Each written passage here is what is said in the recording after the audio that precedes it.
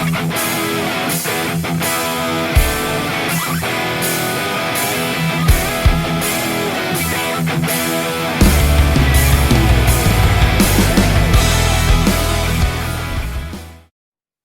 everyone, welcome to the BIH show. The round robin's over and now we're reaching the final week of the Elite Series as the playoffs come into view.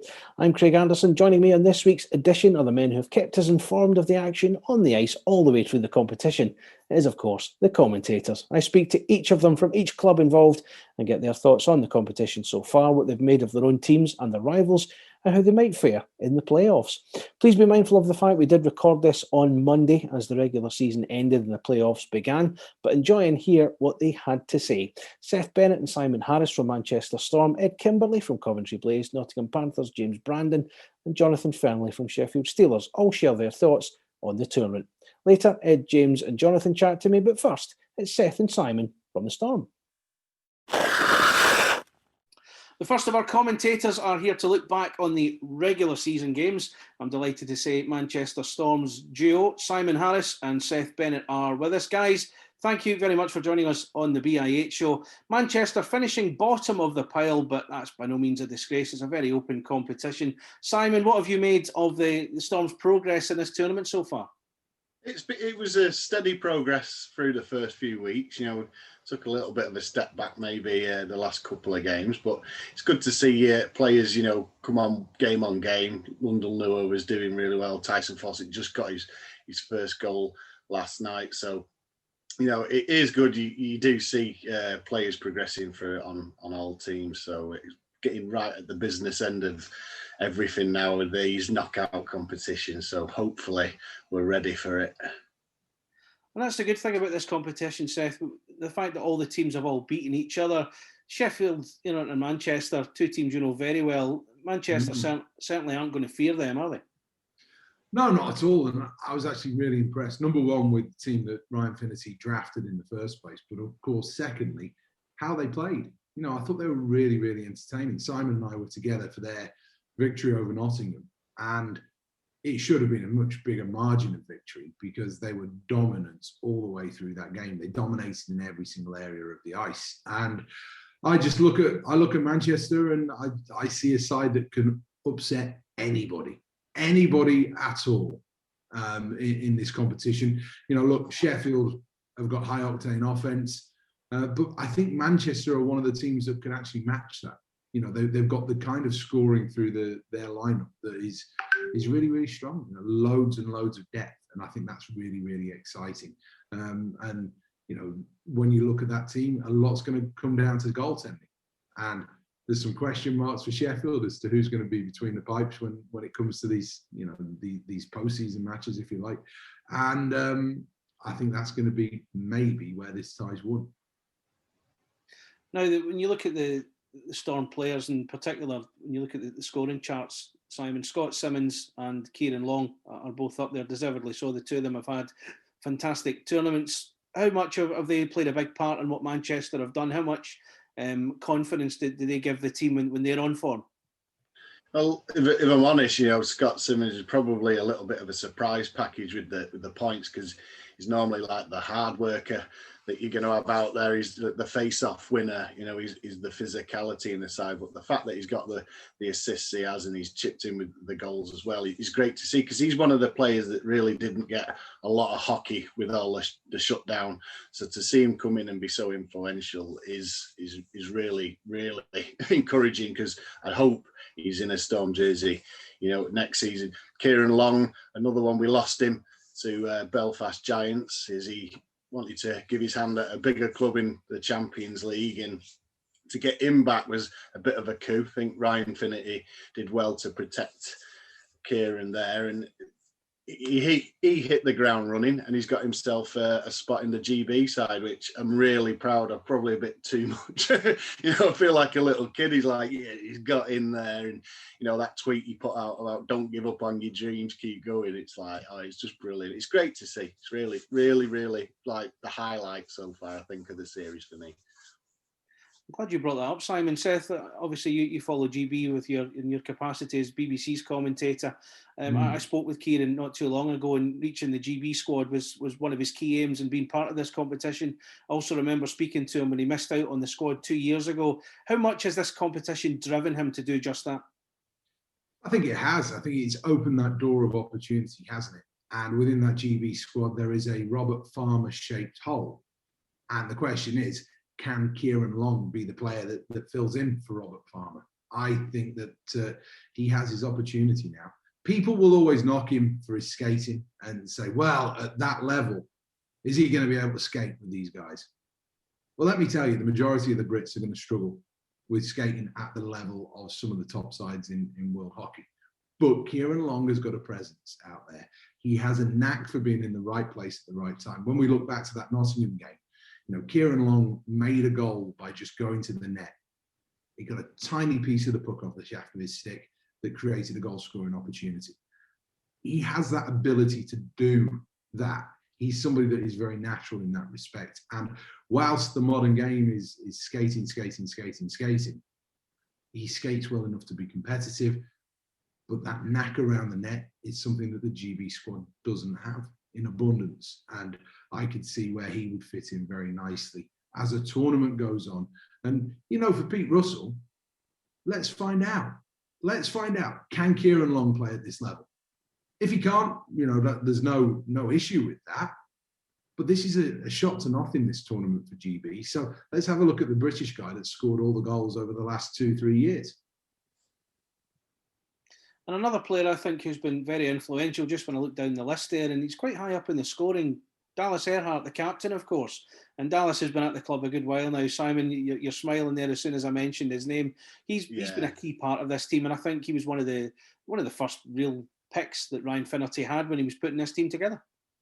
Well, the thing why I'm smiling about Dallas is he leads us with shots and shots on goal, and you know why? Because he plays obviously on the power play unit and he throws them towards net, so you understand that. But it's mental when a defender has so many more shots than the forwards underneath him, and he's also stepping up as well. He's not just sticking on that blue line putting these shots in; he's skating in. We've seen some great goals that he scored the other night. He's putting his stick through his legs. He's trying to turn on the style, and it's kind of typical Dallas. We do see it throughout a regular season, and he does tend to have maybe a more slow, shored start and then ends up being very influential. So to see it in this 4 weeks that we've had, it does bring a smile to myself, because it's like condensed Dallas, if you could do so, if you could call it that.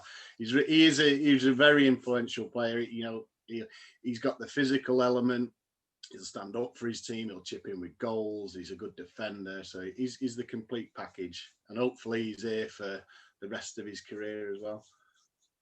So, Seth, which of the sort of new faces that have come into the Manchester team have impressed you? You've got the likes of Martin Gran, who I think has really, he started off a bit slowly, but he's maybe found his form as the tournament's gone on.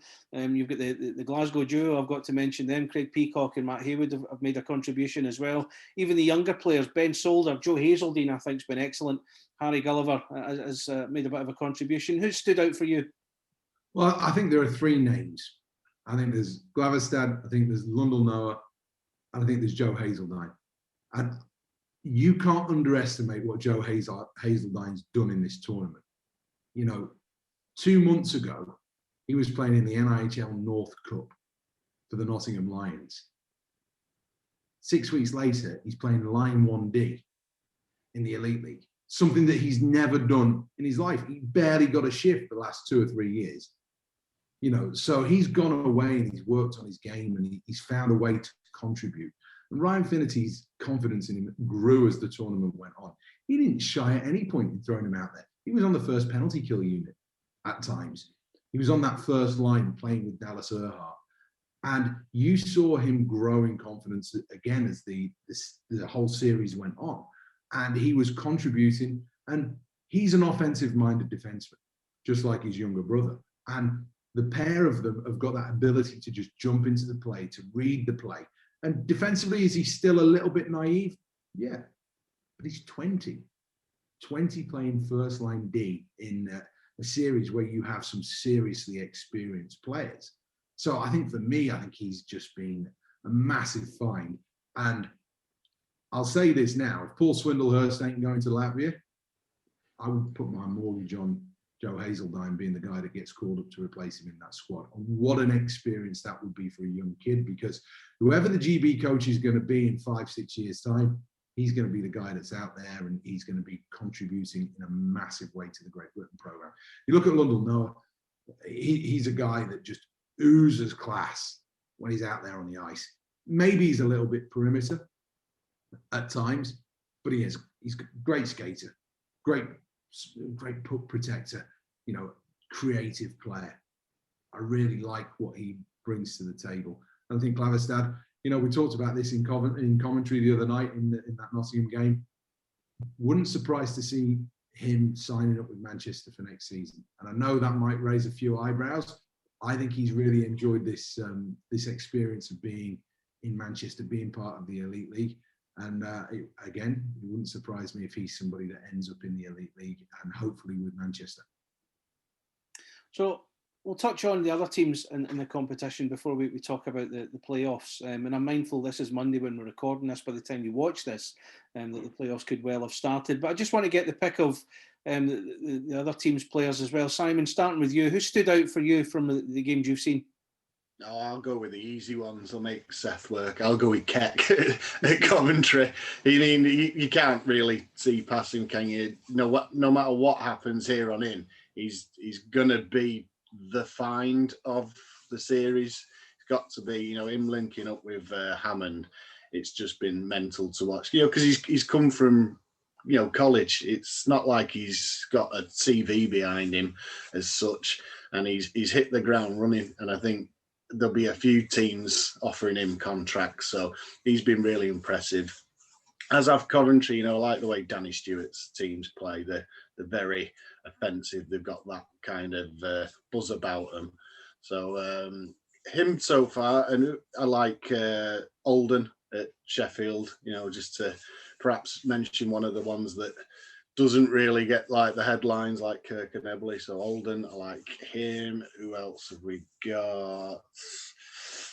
And we touched on Lundell Noah for Storm. Those are the ones that have pretty much stood out for me.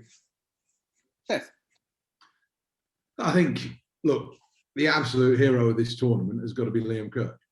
You look at what he brings: speed, shot, creativity, and he's a kid that's gone away and learnt his craft, hasn't he? And to me, he's the most explosive player in this tournament. Oldham, wonderful player, but Liam Kirk has got to be the one outstanding player. I think another one who I've really enjoyed watching throughout this tournament has got to be David Clements. I've known Clemo for 5, 6, 7 years, something like that. And he is an effervescent character. He's a guy that I remember in a playoff final, he went out and he got to the end of warm-up and he was just messing around on the ice in the playoff final. It was the year that Nottingham beat Sheffield. And he was messing around with balloons on the ice. And he was absolutely winding up the Sheffield players who were refusing to leave the ice until he left the ice. But he was a kid. He was a kid that was just winding up the opposition, messing around, doing this, doing that, doing the other. And he's somebody I've been waiting to really kick on, because he's better than just being a sixth defenseman. And we've seen in this series, he skates well. He's an offensive defenseman. He sees that first pass. And in this tournament, he's had the time and the opportunity to express himself on the power play. He's had the time to express himself at even strength as well. So he's been somebody that I've really, really enjoyed watching perform throughout this series. And I suppose that's pretty much all she wrote for me in terms of other players that I've not mentioned that have done really well. I think that, I got to be honest, I'm disappointed with Nottingham. I think they've had fits and starts. They've not done nearly enough for me in this tournament. I think that we all looked at the draft and thought that their goaltending was going to be the difference amongst all the teams. But I just think defensively, they've not done enough. They've not been good enough in this tournament. So that takes us nicely to the playoff semi-finals. As I say, mindful of the fact that by the time this goes out, the playoffs will have started. Guys, are we going to see Manchester in the playoff final next weekend? It's a possibility, isn't it? I mean, we're 2-2. We're pretty evenly matched up. I had just a glance at the stats from last night, and they're pretty even. Everything from face-offs to power play percentage, everything's pretty evened out. So I hope so. Obviously, I really hope so. But I think it'll just take Manchester to play their complete game, and if they can do that over the 2 legs, then yeah, we can beat Sheffield. But you just perhaps think Sheffield have got that little bit of firepower in the locker that'll see them through. If you can keep them under 5 goals, you're doing well, and you give yourself a chance. For me, Craig, it comes down to goaltending. And we don't know who's going to be between the pipes for the Sheffield Steelers across this series. And I think that's going to be the biggest thing for me. You look at the fact that in reality, if Bonner has a good series, he gives Manchester a chance. And if he can keep Sheffield to under 3 goals a game, then Manchester will most likely win this series. And that's the way you've got to see it. If you're Ryan Finnerty, Ryan Finnerty has religiously played 4 lines all the way through this series. He's just rolled them. Not every other coach has done that. Now he can tighten up his bench. He can pick when he throws that 4th unit out. He can juggle things around a little bit to get, Ben Davies out there a little bit more regularly when he needs him. Same with Matt Haywood. If he's looking to stiffen up a little bit, maybe he doesn't throw out that genuine 4th line. Maybe what he looks to do is rotate those guys in with a different winger. He might decide to go down to 3 centres. There's a ton of options for Finner in these games. And the big question is, defensively, how are they going to handle Alden and Kirk? Are they going to get distracted by Connolly's antics? And can they handle Tanner Eberle? Eberle's not a natural goal scorer. He's a mucker and a grinder and a guy that is, he's been very much through his career kind of a 3rd line type player. In this series, he's exploded and really been very, very good. Are they going to be able to deal with that speed, if you like? I think that Manchester, if they play well, they can, but it's going to come down to goaltending. That's the biggest X factor in this series. And who's between the pipes? How rusty will they be? How on form will they be at either end? That's going to be the biggest contributing factor. Great to hear from you guys. Great insight, and appreciate your time as always. Thanks for joining us on the BI8 show. I dare say we'll catch up soon. Cheers, mate. Joining me for this next part of the BI8 show is the other commentators, the guys who have provided their voices to the games that have taken place in the Motorpoint Arena. We'll just go round the houses. Ed Kimberley is on the top left there with the headphones on. Give us a wave, Ed. Hey, guys. James Brandon, bottom left-hand corner from Nottingham Panthers. Hello. And Jonathan Fernley of the Sheffield Steelers. Hi, Jonathan. Evening, everybody. Now, this is the rest day before the playoffs start this week, and I just want to get your take on the competition so far, find out who stood out for you guys in all the games you've seen from your own team and from the other team. We'll start with you, Ed. The competition's been a great spectacle. How much have you enjoyed the experience of being involved in this? Oh, yeah, massively. I mean, when we do the Blaze webcasts, they're kind of 1-2 cameras and that's kind of it. Whereas, we've got 8 to 10 direction in here. It's a great experience. I think the weirdest thing for me has just been that, I've been to the Motorpoint Arena and to various guises throughout the years, and it's empty. And you got this great big arena and everything's dark and you're just walking through it to go to the restroom or whatever. It's nuts. No, it's amazing. Honestly, it's I think we're all pretty blessed to have the opportunity to do this after a year and whatever.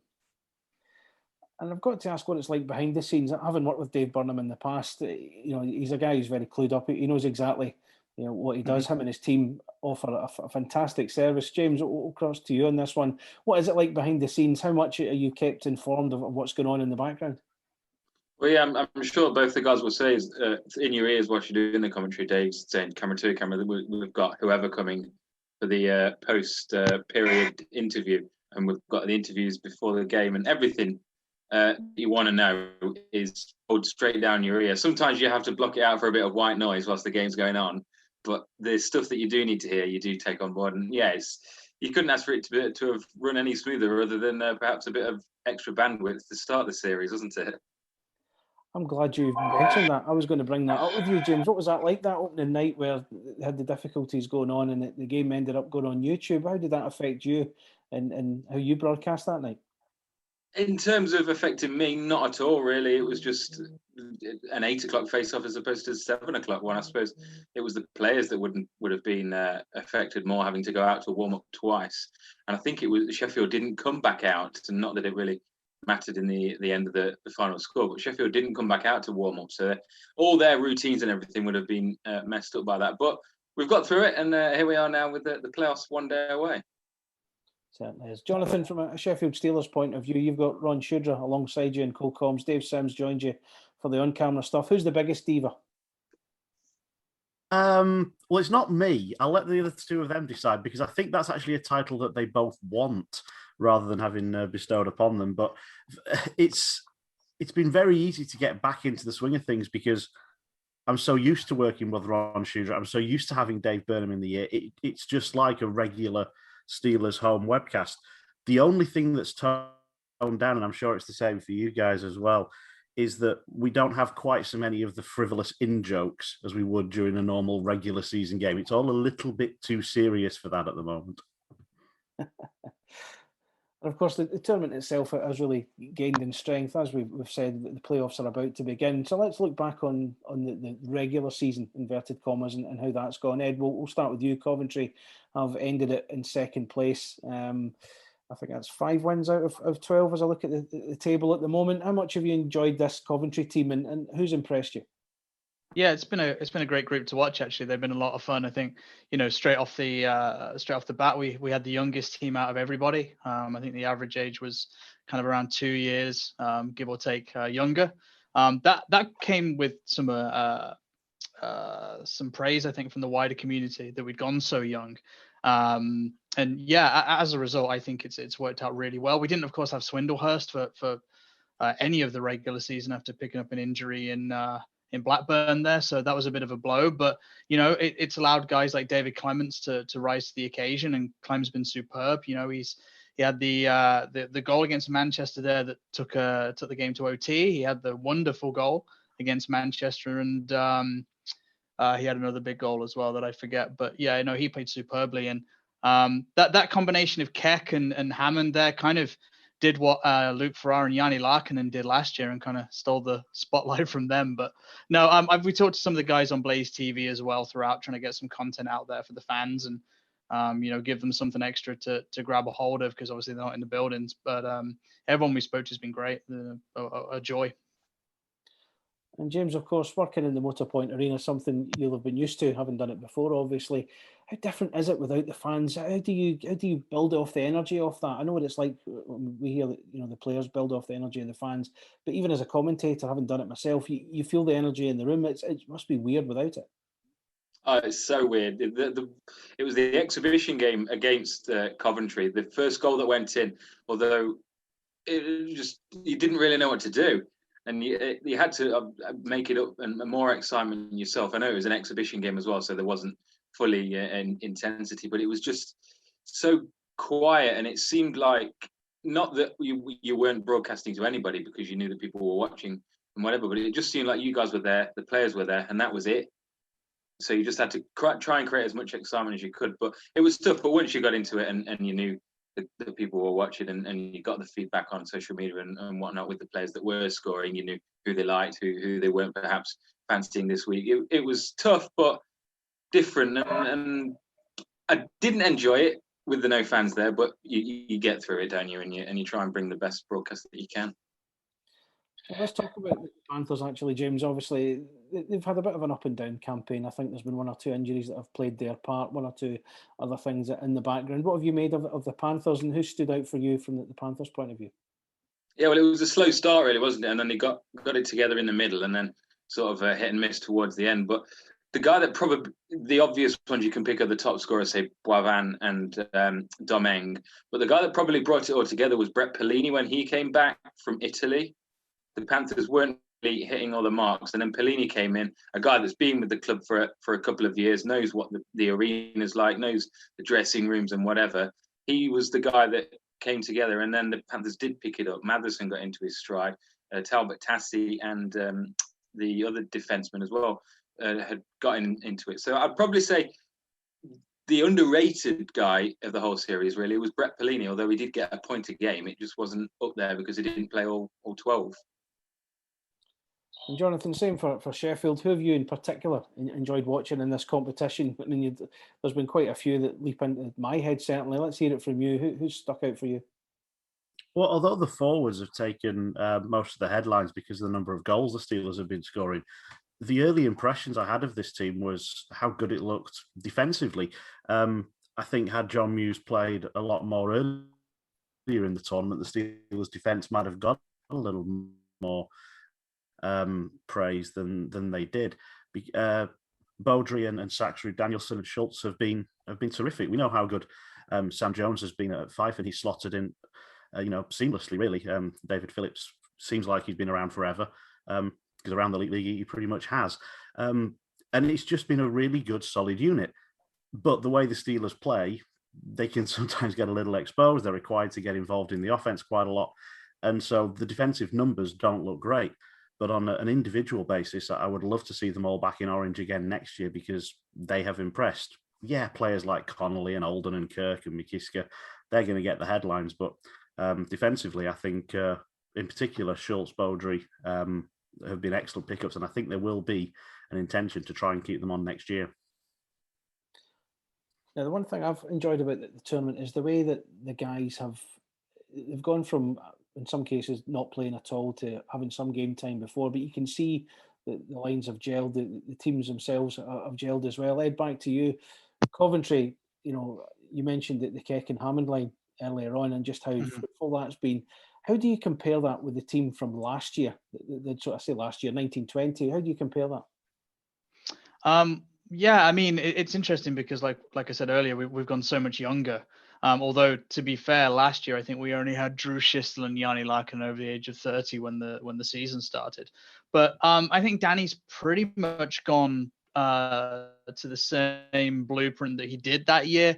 He's picked up a couple of guys straight out of the NCAA in Jermaine and Keck there, and they've worked out really well. It was similar to how Polkamp, Curran, and Eichstad worked. They were fresh out the NCAA, and I think all three of them in various ways impressed. And then he stuck to some of the bodies that he knew. He knew what he was going to get out of Mike Hammond.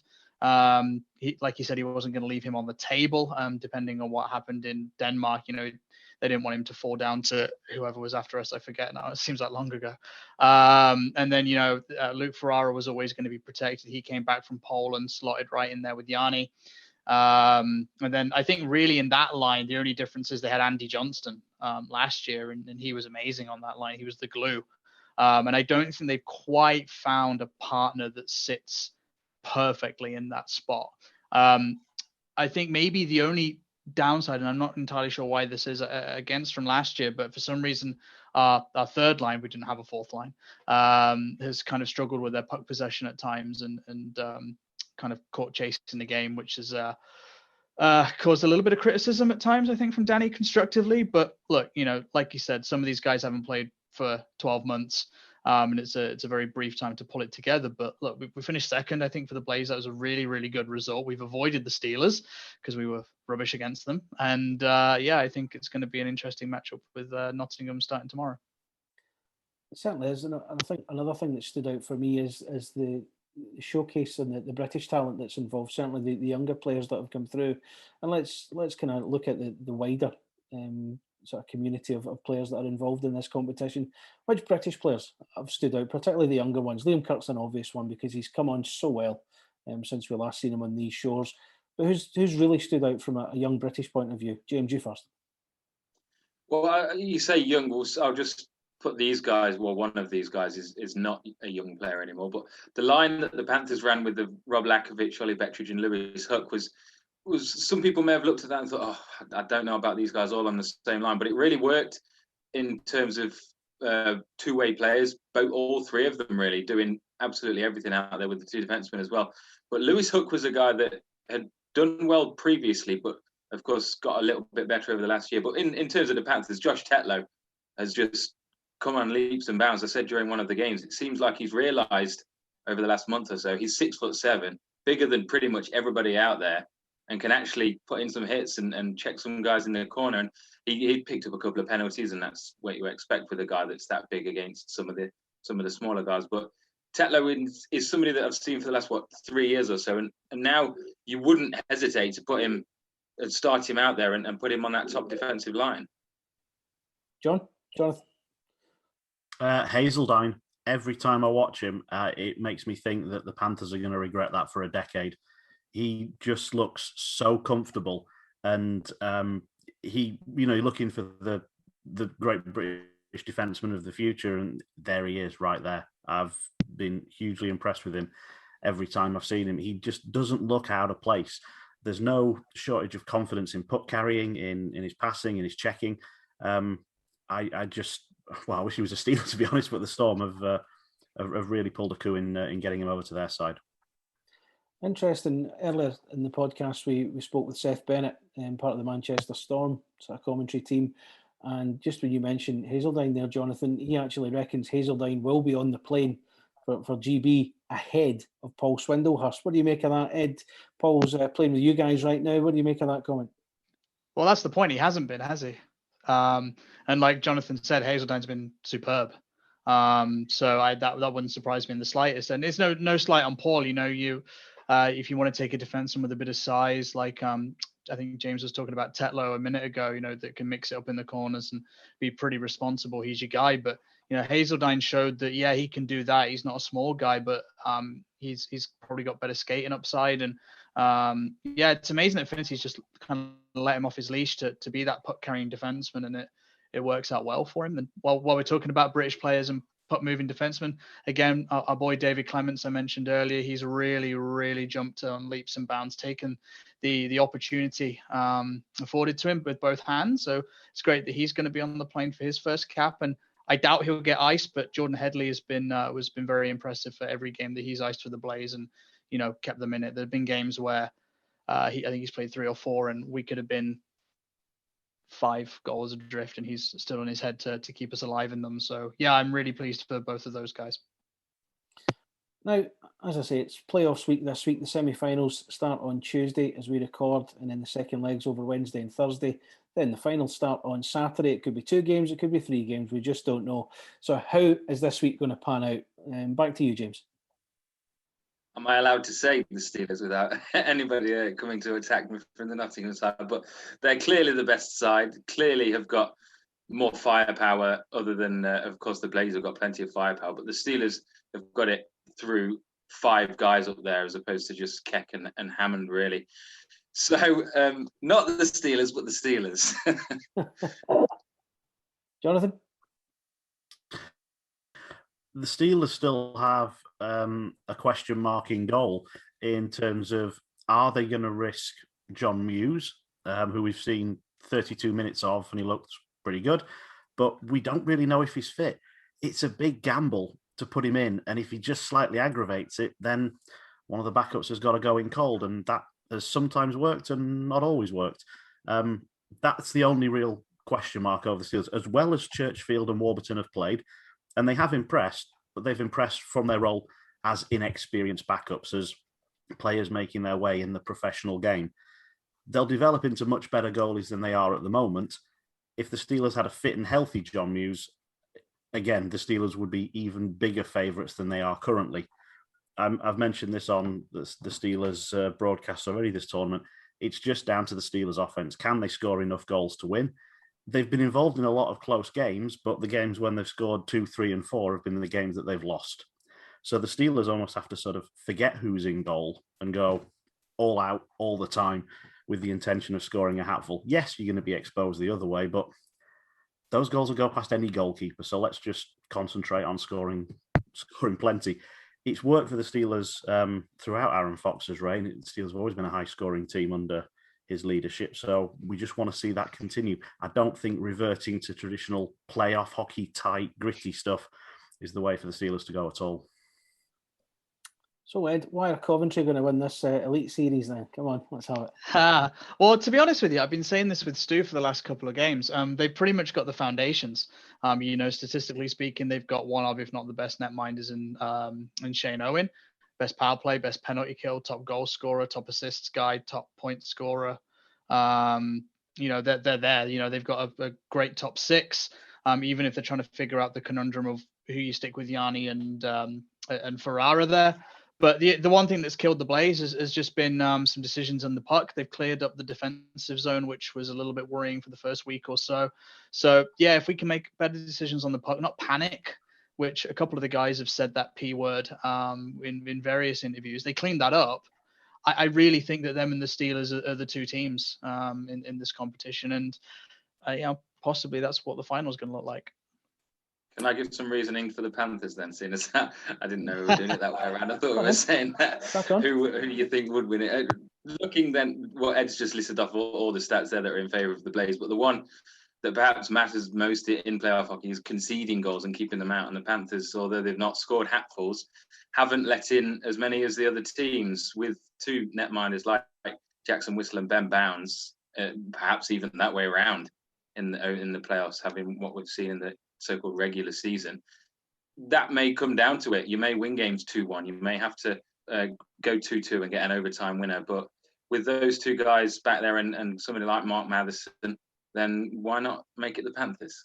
Can we delete that bit that I said earlier? That's it now. So what's been the highlight of the competition so far? What goal, what moment has got you kind of off your feet? I'm not sure if it was you, Ed, that was really talking up the David Clement's goal the other day, the coast-to-coast one. Was that you or was it Stu? I can't remember, but that's certainly up there. Your own personal point of view then, what's been the highlights been? I think the Clements one was pretty close. There've been some really good moments. The Blaze have played some very entertaining hockey and certainly had some games they've taken to OT inside the last minute, which we've called, which have been fun. But I think just because he's been around a while, he's from Coventry, he's always kind of been that sixth defenseman. And just his personality, outside of the rink, he always talks to the fans. He always has time for the media guys. He even took me up on an offer to go play around a golf last summer when we were allowed to. He's a stand-up guy. So to see Clements score 3 goals, I think he's got 5 assists. All 3 were big goals. And particularly that coast-to-coast marker, that's probably my highlight with all of that context thrown in there. James? I'll go for 2, really. The Tristan Keck one early on, short-handed, just blazed down, if you excuse that, went down the right-hand side and just fired it straight into the top corner. And I think that was when Strax was on commentary with me. And he was just like, whoa, when that went in. It was just came out of absolutely nowhere. And then he obviously went on to score hatfuls of goals in that. But Ollie Bettridge the other day, going in and out a couple of the defenders, and then on his way down pretty much on the floor and just managed to poke it through the netminder's legs. That was, if the fans were in there, Ollie is an obviously loved guy at the Panthers anyway. If the fans were in there, the roof would have come off. And Jonathan. I'm glad you mentioned that one, James, because I was about to, if you hadn't. That's my favourite Panthers goal. My favourite Blaze goal, I loved Ross Venus's overtime winner.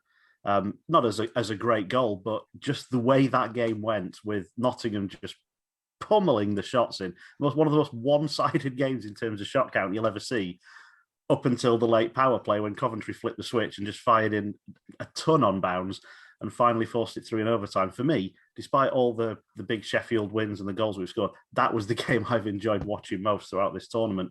And from a Steelers perspective, Jason Hewitt scoring again for the Steelers. He's got a couple, but that first one against Manchester was a really special moment. I'd seen him score a few for the Steel Dogs during the Spring Cup, but that was a really nice moment. Excellent. I think that's a good way to end it, gentlemen.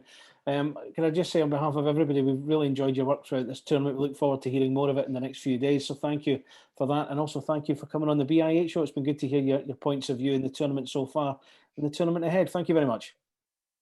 Cheers. Thanks, buddy. Appreciate it. Huge thanks to Ed Kimberley, James Brandon and Jonathan Fernley, plus Seth Bennett and Simon Harris from earlier. Big week coming up in Nottingham, and we can't wait to see who's crowned the champion at the end of it. Check out the latest news on britishicehockey.co.uk. Follow us on social media via Twitter and Instagram, and like the official Facebook page. And don't forget to download the audio edition of the BI8 show via your podcast provider, where you'll find all our previous editions there as well.